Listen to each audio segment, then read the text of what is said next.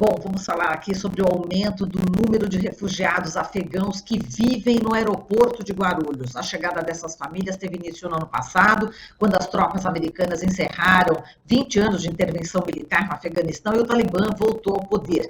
Em setembro de 2021, o governo do Brasil publicou uma portaria estabelecendo a concessão de visto temporário para fins de acolhida humanitária a cidadãos afegãos. Desde o começo do ano, mais de 1.100 afegãos desembarcaram aqui no Brasil. Vamos falar sobre esse assunto gravíssimo com a Carla Mustafa, que é coordenadora do Núcleo de Imigrantes e Refugiados da Comissão de Direitos Humanos da OAB São Paulo. Olá, Carla, seja bem-vinda. Bom dia. Bom dia a todos, quero agradecer imensamente a oportunidade e para falar de uma situação que é extremamente preocupante, né, que é o aumento do número de pessoas que chegam até o aeroporto de Guarulhos, né, afegãos, e que infelizmente não conseguem ter a acolhida que aguardavam.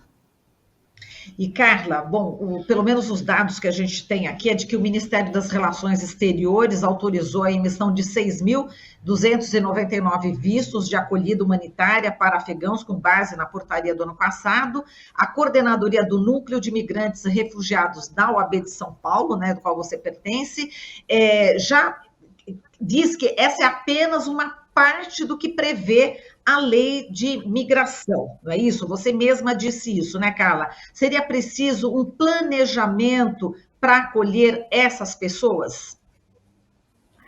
Exatamente. A portaria interministerial, que já completou um ano no dia 3 de setembro, ela permite a regularização migratória, ela permite com que essas pessoas saiam, né, do Afeganistão ou dos países vizinhos, que é onde está sendo emitido esse visto para acolhida humanitária, e possam vir para o Brasil. O ponto principal é que apenas regulamentar a questão documental é muito pouco diante desse desafio, né, de acolher essas pessoas. Então, a maioria chega aqui sem conhecer outras pessoas, ter outros pontos de contato, sem saber a língua, né, a questão da barreira linguística também é um grande desafio, e aí ela se vê em uma situação muito delicada de não ter nenhuma referência ou, infelizmente, não ter uma acolhida adequada, né, principalmente na questão de abrigamento. Exato. Bom, o que a gente vê é que a Prefeitura de Guarulhos, né, disse que abriu recentemente vagas emergenciais, né, para acolher essas famílias, mas que agora não tem mais vagas disponíveis, está oferecendo água, está oferecendo comida para essas famílias que estão no aeroporto de Guarulhos. A Secretaria de Desenvolvimento Social do Estado de São Paulo disse que todas as frentes de acolhimento estão praticamente próximas de acabar, né, da capacidade total de ocupação, e diz que está tentando aí construir um novo local para receber os imigrantes afegãos. E o que o governo federal diz, Carla, em relação a esses afegãos? O que nós percebemos é que justamente faltou uma maior articulação e uma maior integração, né, tanto do governo municipal, estadual e federal. A própria lei de imigração fala que a política nacional ela é pautada justamente a partir das ações do executivo, do governo federal, mas infelizmente a gente tem visto uma certa dificuldade nessa articulação e poucas respostas vindo principalmente do governo federal. Então, a partir do momento que o Brasil sinaliza que vai receber pessoas, né, afetadas pelo conflito do Afeganistão, e que vai emitir vistos, né? A maioria desses vistos está sendo emitida principalmente nas embaixadas do Brasil no Irã e no Paquistão, só que não tem um planejamento, né, de como que essas pessoas vão ser acolhidas. E aí fica um desafio muito grande, porque o aeroporto de Guarulhos, né,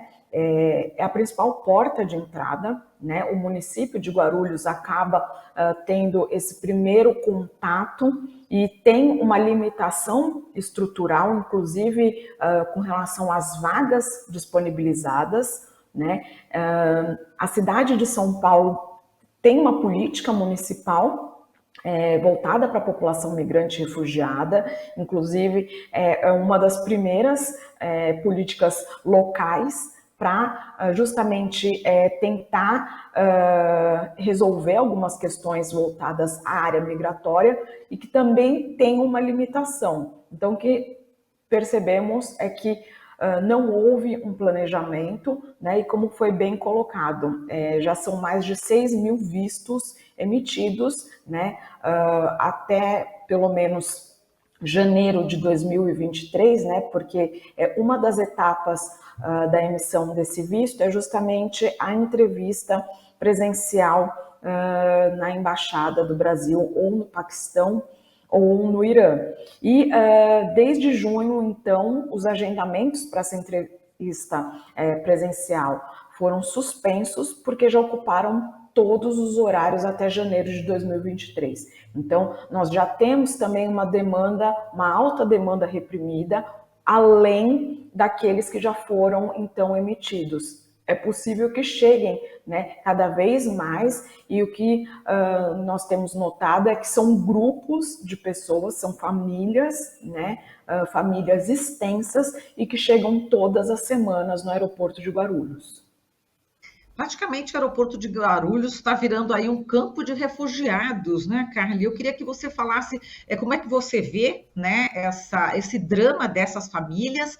E a gente leu, né, em reportagens que estavam ali mulher grávida de até 9 meses, bebê dormindo no chão, crianças. Exatamente agora, você tem ideia de quantas pessoas estão ali? As últimas notícias eram pouco mais de 120 pessoas, não sei se já cresceu esse número, e quais são as histórias, né, que você já ouviu em relação a essas famílias que estão ali no aeroporto de Guarulhos, Carla?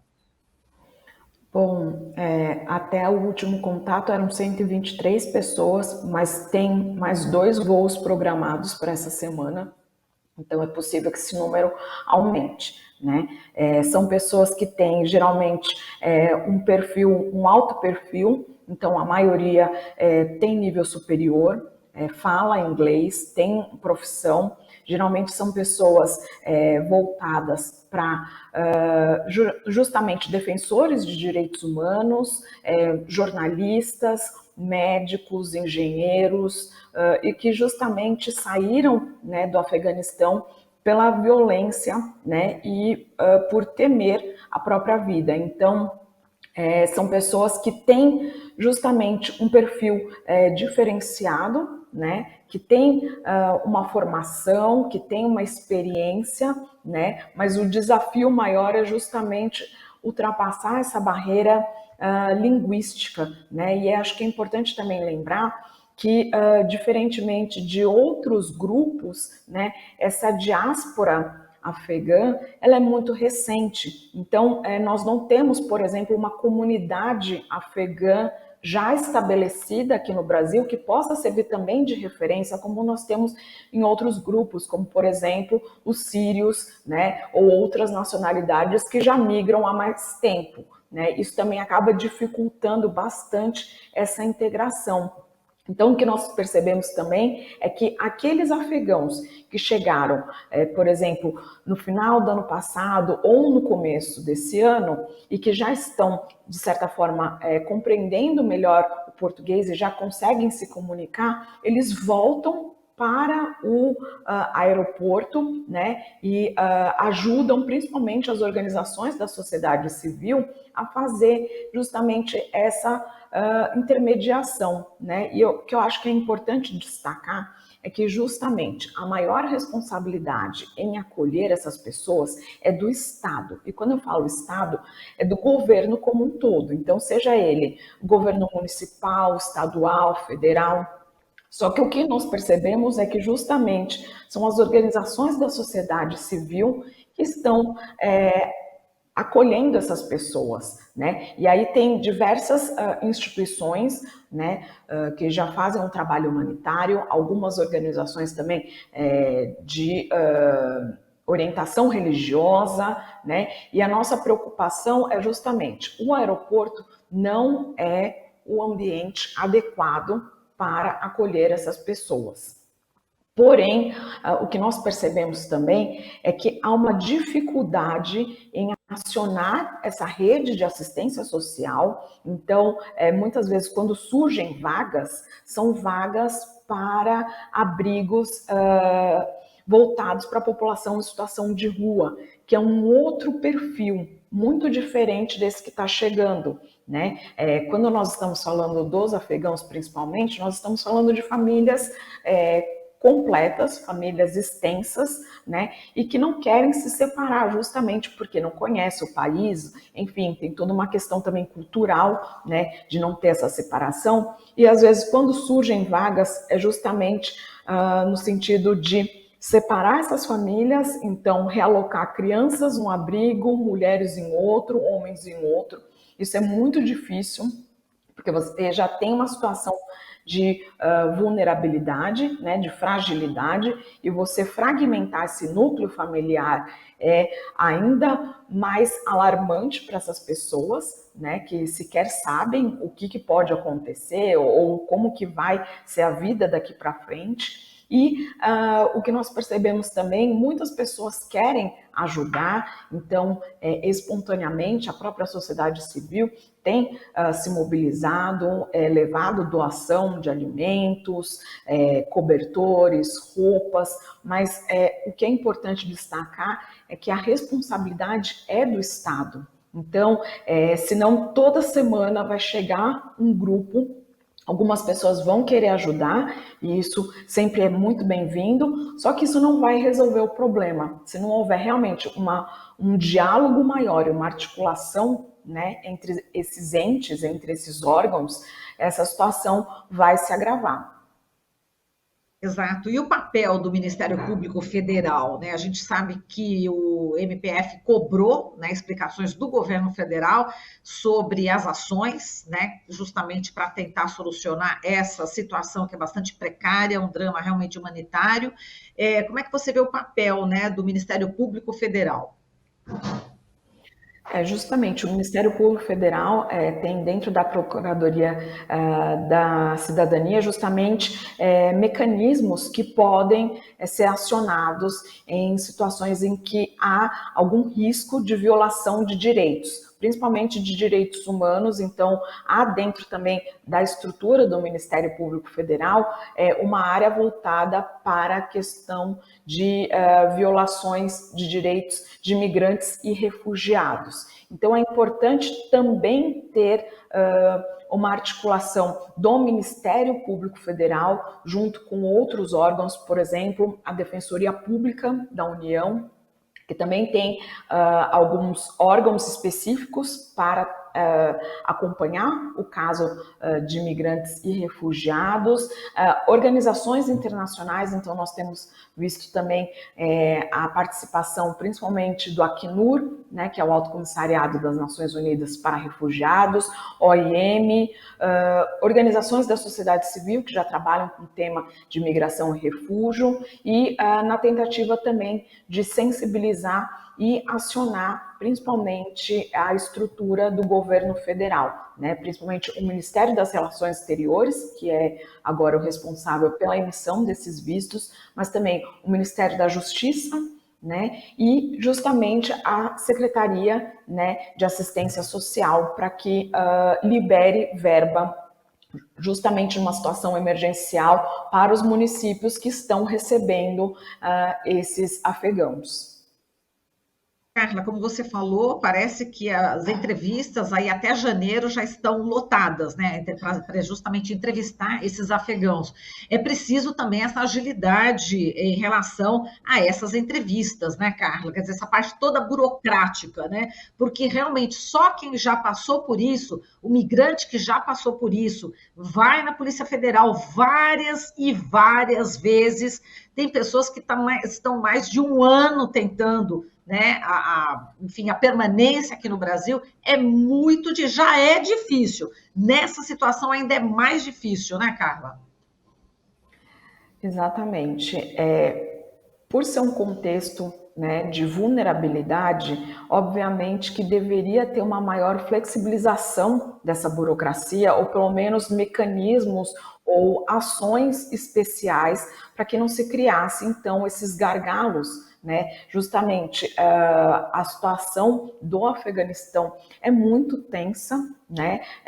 Conversando um pouco com as pessoas que estão vindo, eles aguardam muito tempo até conseguir esse visto, até conseguir a própria entrevista, né? E lembrando também que essas pessoas que estão chegando, elas vêm por recursos próprios, né? Não há qualquer auxílio por parte do governo federal no sentido de custear a passagem ou a vinda dessas pessoas. O governo federal apenas emite o visto, né?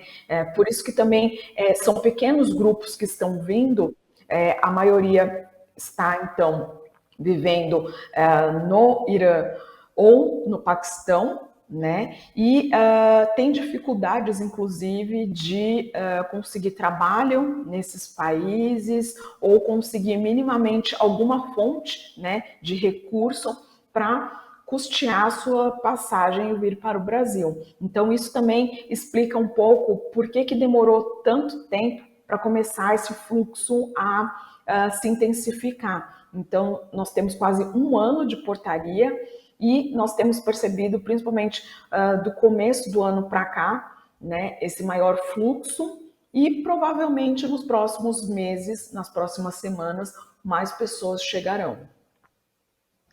Certo, Carla, a gente agradece aqui a sua participação, muitíssimo obrigada. Parabéns à OAB aqui em São Paulo, que está envolvida nessa questão humanitária. Um forte abraço e a gente espera conversar com você outras vezes aqui no Jornal Brasil Atual. Eu que agradeço, ficamos à disposição. Obrigada. Falamos aqui com a Carla Mustafa, coordenadora do Núcleo de Imigrantes e Refugiados da Comissão de Direitos Humanos da OAB São Paulo.